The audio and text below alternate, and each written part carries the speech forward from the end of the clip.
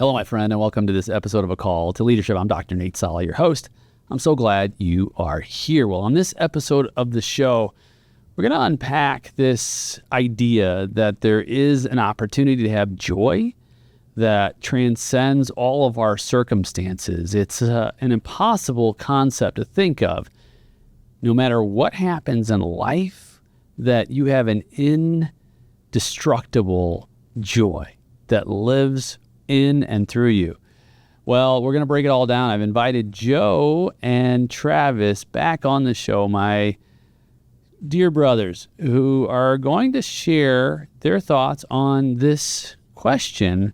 What does it look like when you're poor in spirit? How could that possibly lead to not only greater joy, but a greater sense of strength and leadership, whether it's in business, whether it's in family, whether it's in life?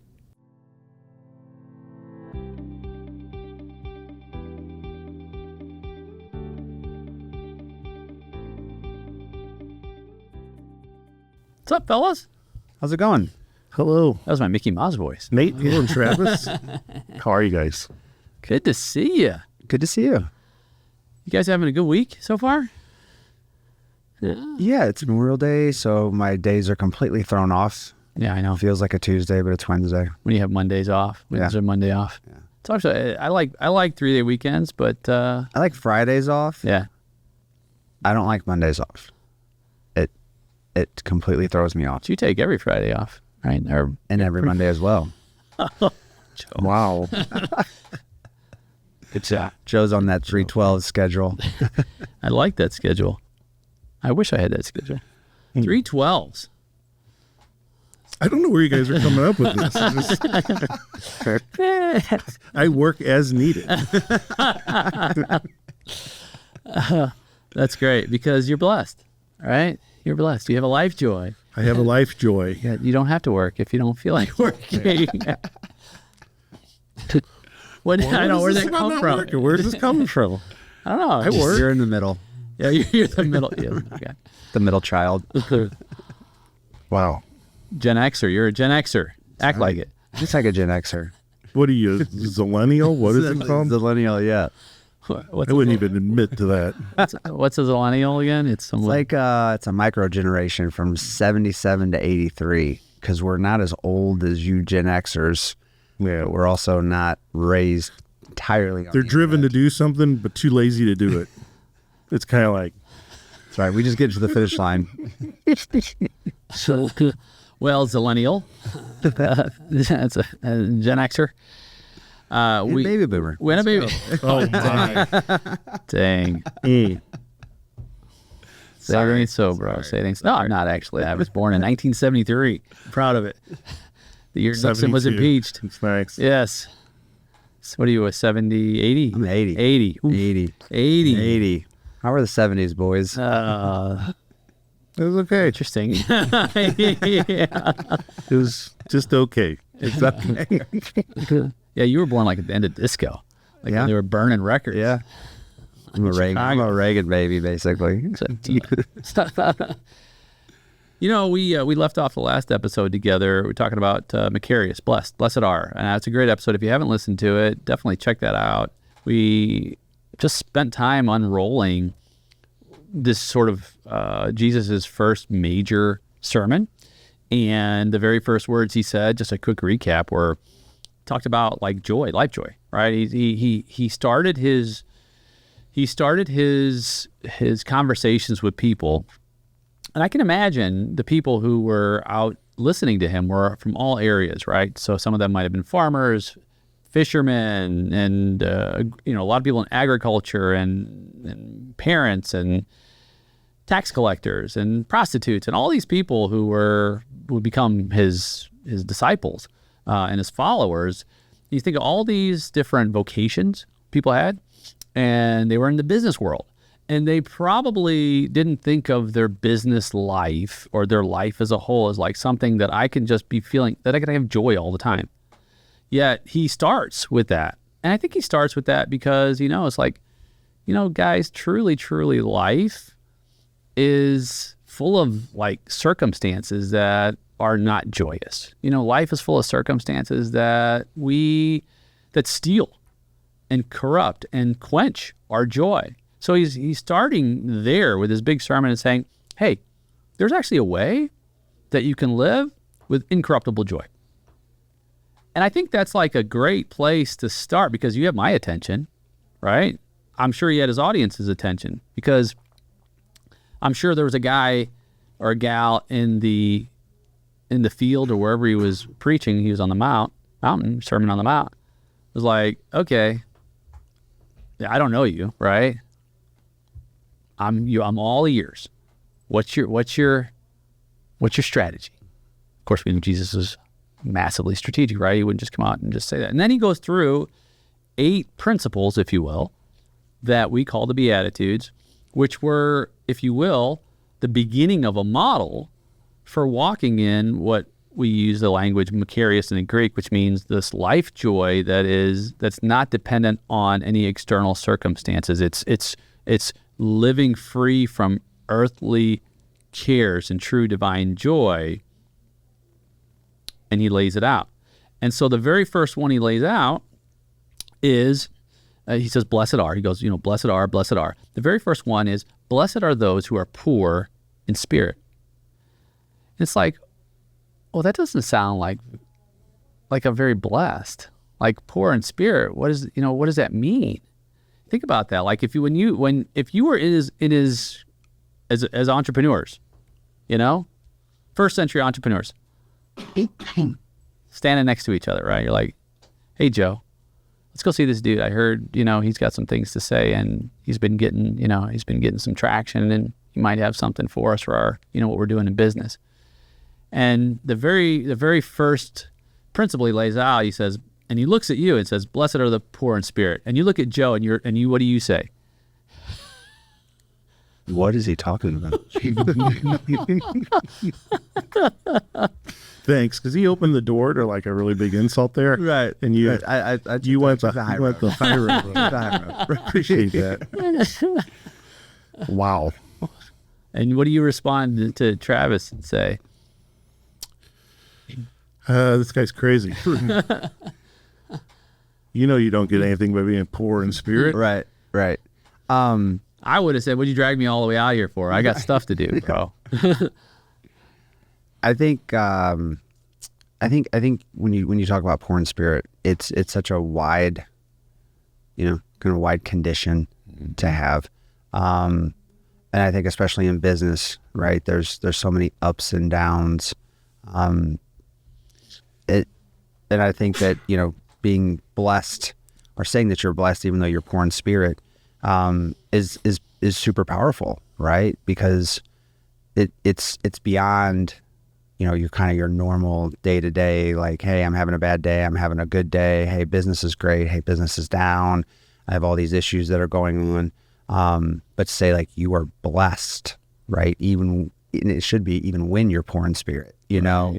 And to know that like even at your lowest point, when you're having your worst time, that Jesus says you're blessed at that moment. Yes. And here's what, before you go, here's what he says. Here's the breakdown of what you're talking about. When you're poor in spirit, it doesn't necessarily mean that you are not feeling good or if you're down and out. It means that you acknowledge a total dependence on God, not on yourself. It's as if you've emptied yourself, right? It's you've emptied of yourself and said, I surrender my spirit to you. And that word surrender is a very Scary word for entrepreneurs, titans of industry, right?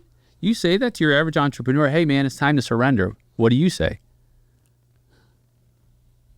It's not in my vocabulary, right? Not in my vocab, right? There's a 90s term for you. Thanks, man. Gold Star Joe for 90s terms. No retreat, no surrender. So that term in and of itself, even our listeners like, hold on. The problem is we're misunderstanding the term. The problem is it doesn't mean that I am capitulating in a way that I've been defeated. It doesn't mean that I'm giving up, right? Because that's not an option for entrepreneurs and professionals. Us leaders, we don't surrender and defeat. We don't give up. But what Jesus is saying here is like, don't get it twisted. It's not that you are saying, I have been defeated by God. It's saying, God, you're not my enemy. I don't need to have weapons against you because we're in this fight together. And that's a paradigm shift. To say, you know what, it's no different than we were talking about this earlier. A lot of businesses have partners, right? And those partners, should have their own lanes in the organization, right? It's no different than you've got a CPA that does your taxes for you, right? Like it eliminates that from your brain to worry about taxes, right? So when I think about surrendering to God, there are going to be challenges that I am not going to have an answer to, and I'm going to lay it at His feet, and just like I know my taxes are going to get done, I'm going to know there's going to be an answer. And it may be a day, it may be a week, maybe a month, but I'm going to find that answer. He's going to provide that for me. And by doing that, you release so much tension and stress on yourself that you're able to think a little bit more clearly. I think this is a call for humility, because you have to humble yourself to ask for help, right? Mm-hmm. Which is one of the reasons a lot of us, especially in business, we don't do that. We don't want anyone to think we need help. But I think if you humble yourself to know that you need help, because you have a spiritual need, right? Knowing you have a spiritual need is being poor in spirit, right? Mm-hmm. So, I think, I try to imagine the people sitting there watching him Unfold this. And like you said, the first thing you hear, what? But as it unfolds, like everything we've been noticing, like how be holy unfolds, how be perfect unfolds, okay? Jesus spoke in great depth about things, right? And when people read the Bible, a lot of times they're like, I don't know what it means, what he's saying. But as it gets unfolded to you, like you realize, oh, okay, this is a pretty simple message. Like, empty my glass, humble myself, realize that I need spiritual help and guidance. And for doing that, I win the grand prize. The kingdom of heaven. Yeah. That's 100%. Like that's the big one. That's a pretty good prize. exchange. Yeah. I'd take the deal. Yeah. And so like Jesus is laying out, this is like, okay, this is a starting place for us, right? We've got 8 of these we're gonna run through. But if we start with this one that it's okay to not carry all the burden. Because that's what we do. Mm-hmm. I know you do it. Mm-hmm. I know you do it. I know I've done it. I know our listener has done it. You carry the burden and you think, I have to do this alone. I have to shoulder it. I have to soldier on no matter what. And I can't show the humility or the just the letting go. Where God says, hey, that's the beginning. That's the beginning of you accepting a real true joy in your life, is saying, I'm okay. I'm okay with letting down my guard and having some vulnerability to say, I don't have all the answers. And that's okay. Well, and especially I think, right, like for men and for entrepreneurs, and I'm sure for business, women that are in business, right? Like it's always show strength, right? Don't let anybody see any cracks in your facade. Wear the armor. Wear the armor, if it's your business, like you've got to figure it out, you've got to wear all the different hats. And there's part of that is true. Like you do need to do a lot of that stuff in business.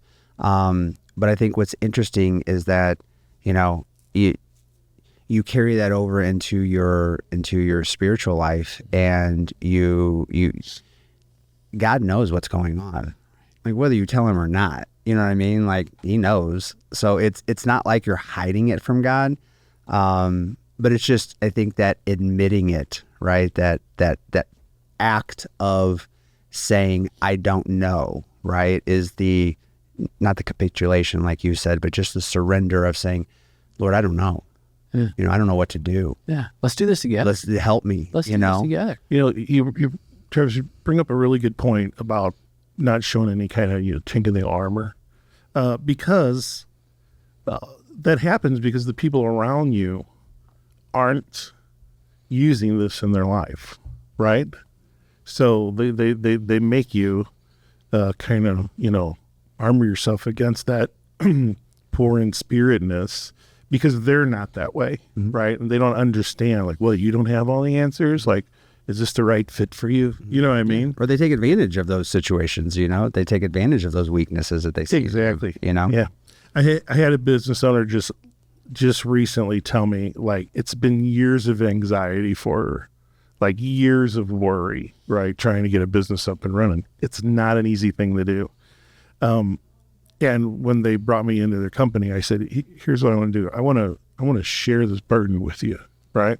I want you not to worry anymore, because I want to share. I'll worry for you so you don't have to, because I know it doesn't manifest as worry in me. It just manifests as like action, like what am I going to do? And she texted me and said, you can't believe like how much better I feel not having to shoulder like this burden, like this worry by myself.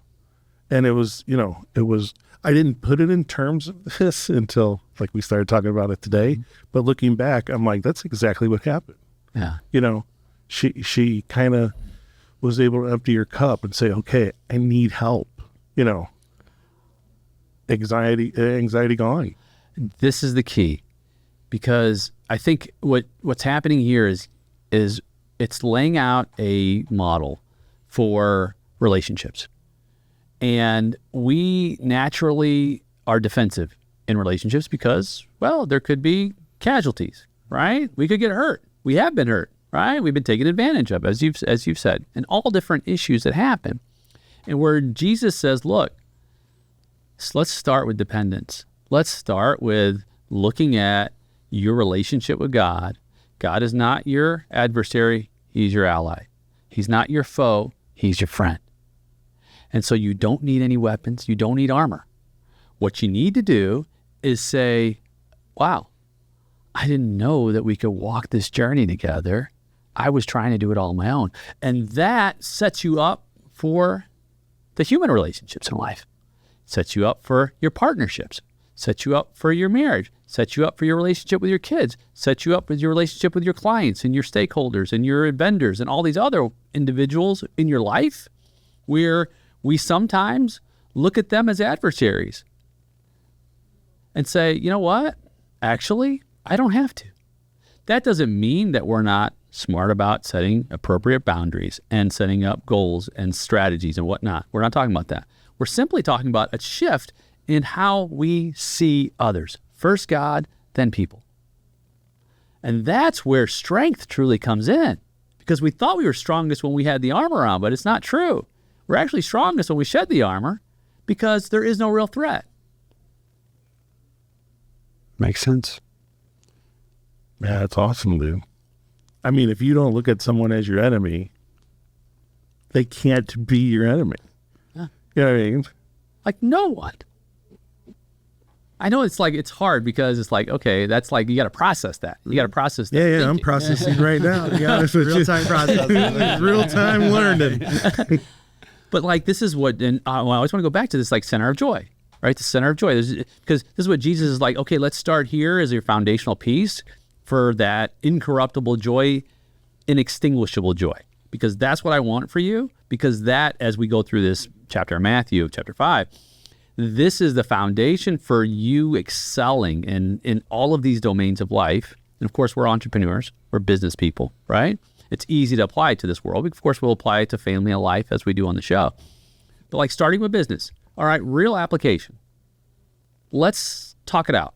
Somebody in business has this issue with a relationship. Let's call it a partnership, right? We have partners, we have multiple endeavors and whatnot. So trusting relationships. Give us an example, Travis, of how this plays out in a partnership environment.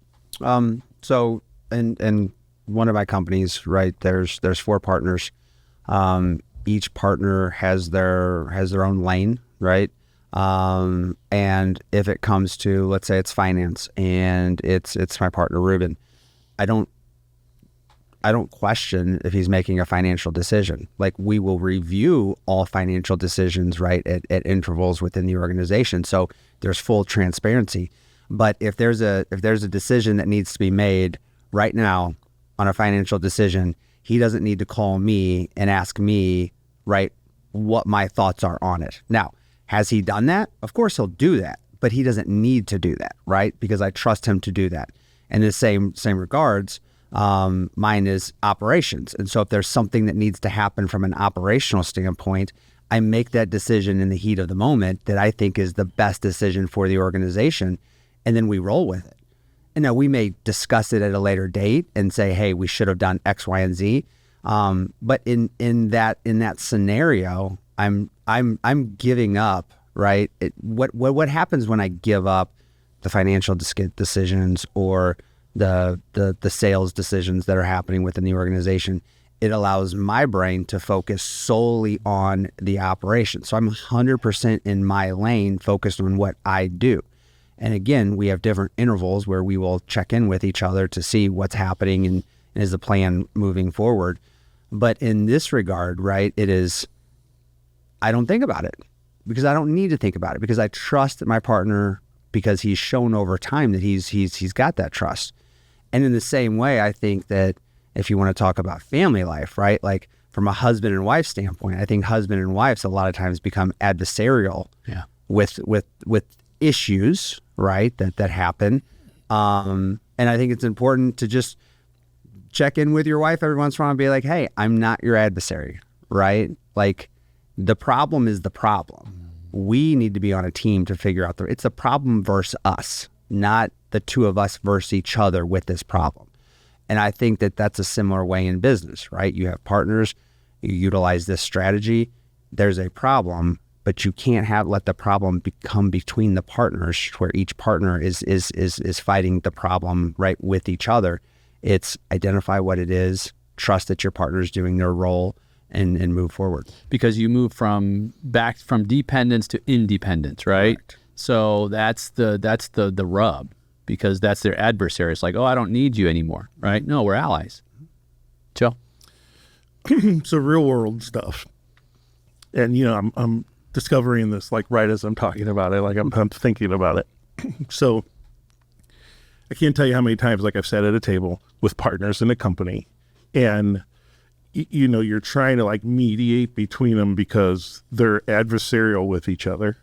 And I've said probably 100 times on this show that what kills a business is ego. Mm-hmm. And that's kind of where it's stemming from when I'm politicking or I'm trying to impose my will or whatever. It's the ego that causes the adversaries. And I spoke earlier about, it really takes humility to be poor in spirit. And we know that's what ends this, right? So, if we could concentrate less on our ego and just more on being like humble at the table. And look, I'm guilty of not being humble at a table. Right. I mean, speak for yourself. That's why I look this way. Right. He's going to know what I'm talking about. Right. So I've been guilty of that too, which I've been guilty of a lot of things before the Be Holy challenge, right?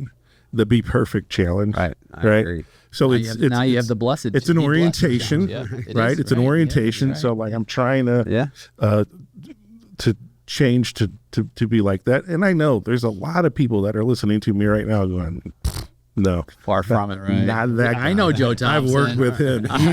He's hard.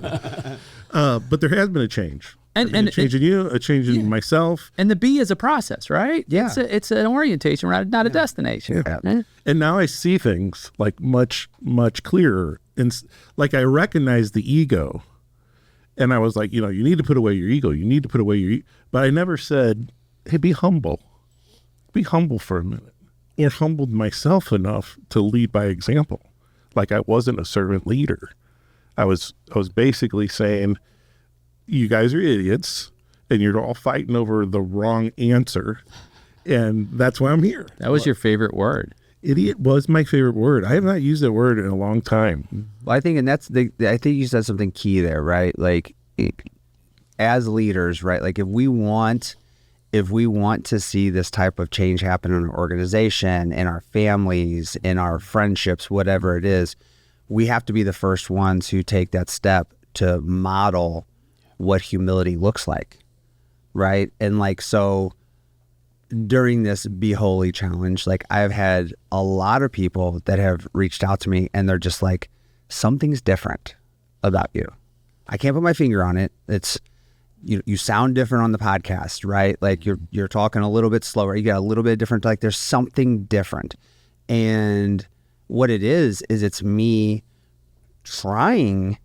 I'm not always successful at it. It's a process, but shedding kind of that ego that I have built up over my entire life to make up for what I thought was a lack of certain qualities. And I thought I needed to overcompensate for those lack of qualities. And basically what Jesus is saying is you're blessed just the way that you are. Right? Like you may feel like you don't have X, Y, or Z, but you have everything you need. And by really, again, it's not I heard it and now light bulb clicks and I'm just changed, right? But by focusing on that and thinking about that and using that kind of in my, decision-making tree, a filter, as I call it, in my brain, people start to see the difference.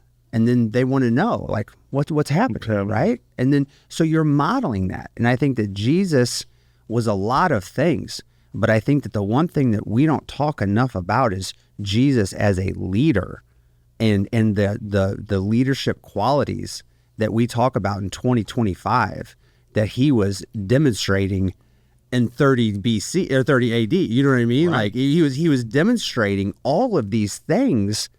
And that's how he got tax collectors and prostitutes and fishermen and all these different people that if you were building a team or an organization, most people build organizations that reflect them in some way. Yeah. Right? Like they look a lot like them. Yeah. Right? And a big topic that was a few years ago, it's different now, but DEI, right? Like everybody wanted DEI. Jesus had DEI. You know what I mean? He was very diverse, right? Like he was very inclusive. Yeah. He was picking people who nobody else would have ever picked from a religious standpoint from that time frame. And he got them to work together as a team to literally change the world. Mic drop, right? I mean, like literally mic drop. And what's interesting about that is like he addressed it from commerce, from industry, from life situations, from agriculture, right?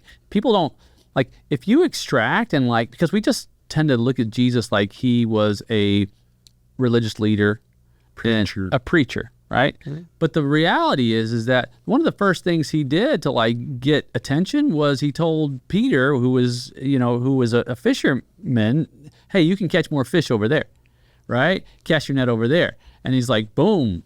Guess what Peter sees, right?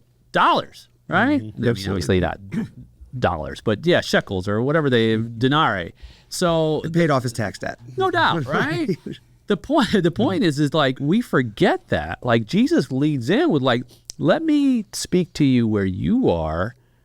Let me from Peter's perspective, it was financial, right? He's like, okay, well, I catch more fish. That means I make more cash. I mean, it's a simple construct, right? So people don't realize how entrepreneur focused Jesus was. He identified it with each individual follower, right? Like, what is their we always call it, what's the why, right? why are you in business, right? Like, what is your why? Why are you here? Why are you in this company? It's a great question. We always ask new hires, why do you want this job? He did that, right? Like, he didn't go to leadership seminars, and he didn't go, he didn't read leadership books and right. He didn't listen to Tony He's like Robbins. John Maxwell. I gotta go to this John Maxwell. Yeah, he didn't have all that, right? Like, he just embodied that because as the Son of God, he obviously, right, like, has an inside look into human psychology, but that's the way that you move people, right? Like, that's how you move people, not just to get a job done, but to literally believe in you as the leader, to ultimately die for you at some point, right? They believe so much in the vision and the mission that Jesus had, right? Like, we would all want employees who believed in the vision and mission of the organization, that they would do anything you asked them to do, right? As long as it was in the betterment of the organization. Yeah. And he showed all of these traits, and there's so many different podcasts that we can have on just each individual trait that he emulated. It's amazing. And he starts there. He starts with this idea of dependence on God as the beginning of your life joy that's not dependent on external circumstances. And I got a feeling that, history shows that he likely would have known Peter before that, right? He didn't just like meet him one day. And I got a feeling he probably saw Peter have good days and bad days. Some nights, I say days, but they caught fish usually that night. And some nights it was empty nets all night, right? With nothing. Well, guess what? I got to go home to this, right? I got to tell my spouse, he was married. I got to tell my wife, I'm not sure what we're going to do today, right? And observing all of that, like you said, right? He knew the human heart, and observing all that, it's like, yeah, you feel good. You have joy when you catch more fish, but I'm going to teach you a way to have joy, no matter if you catch one fish or 1,000. Yeah. So I'd like to funnel down on this a little bit. We kind of started out that way, right? We used to podcast about business, and we helped people move towards a success. You get their attention with a big net of fish. You get his attention, and that helped us transition into like what the real rewards are. You know what I mean? So there is a situation out there where you are rewarded for behavior that is not humble or poor in spirit, but all of the rewards you get, all the blessings that you get, are external, right? And like you said, we're trying to find that internal joy, and it has nothing to do with all the power moves and all the negotiating and how much of whatever you have. The power move is really to find the humility again, and you're rewarded in a way that is very hard from the outside to see. That person feels blessed, like they're not tearing it up, they're not doing great. Like, how do they feel blessed? But as you start the journey, like as you start to listen and follow the steps, starting with Be Holy and the next 8 episodes or 7 episodes we're going to go through, you really do start to recognize those internal joys, right? But impossible to explain to somebody. You know what I mean? It's impossible to explain to somebody, I'm telling you, you could have more with less, right? Or you could have a ton of external blessings and still receive internal joy, right? Win-win. You could. It's just not dependent upon it. And I think that's a snare for us, especially as leaders and as business leaders, as entrepreneurs. Because, hey, great, I got this huge contract, or we did this X, Y, and Z. Okay, I'm going to go buy myself this toy, or I'll go do this, or I'll have some more cash for whatever. And there's certainly like an endorphin bump or dopamine hit that happens. It's just, and I'm always driving other people's success too. That too. They don't bring me on to make them internally blessed. Yeah, right? you sign my consultant agreement. It's like, so your agreement is that I'll feel better about not making money. I'm telling you, you could be whole right now, even though this is in the dumpster. Yeah, no one would sign that contract. No. But that's the contract Jesus is saying. Hey, look, you know what? We're going to start there. Hey, look. And the reason is because I want you to be fortified. I want you to be fortified as a leader.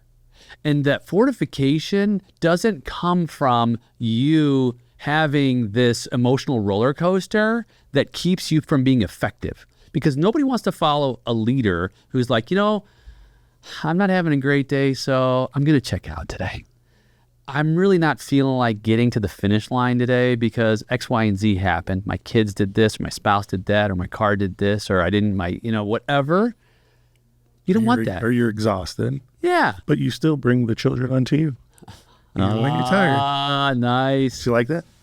See what I did there? I saw it. Okay. Who's the leader you want to follow? It's a leader that has the internal strength and fortitude that no matter what happens outside of them, that internally they are secure enough to keep the mission focused no matter what and take it step by step by step. That's a person I'll follow. Mm-hmm. And that's what Jesus is saying. The basis, the foundation of that is depend on God, not your enemy.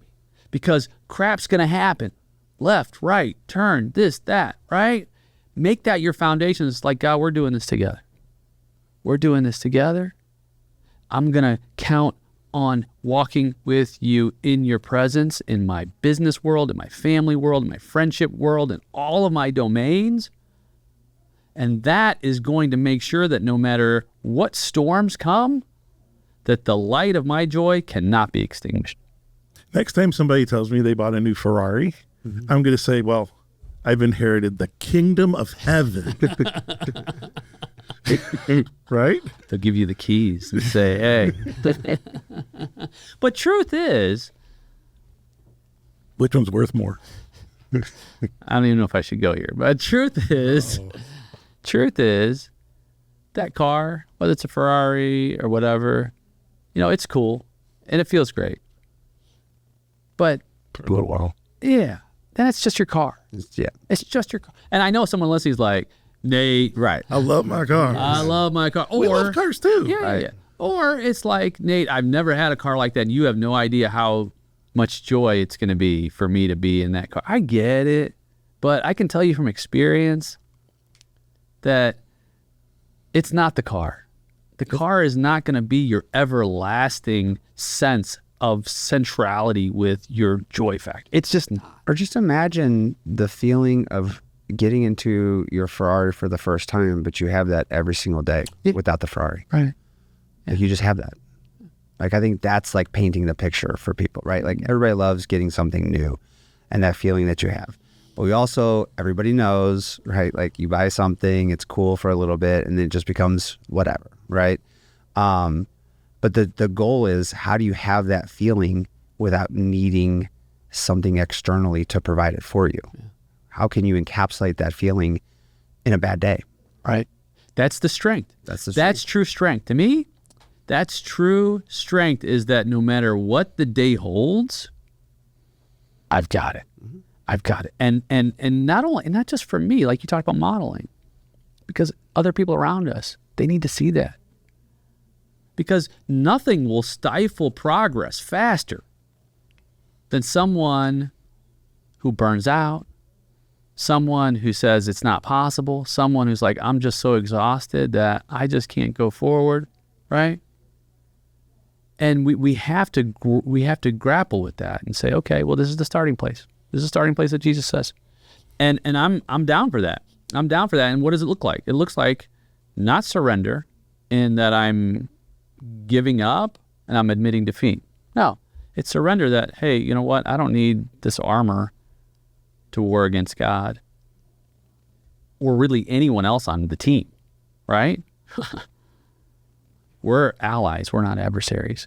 And that's a release from my shoulders and my burdens. Does that mean that everything is going to go right all the time? Absolutely not. Come on. No, it's not going to.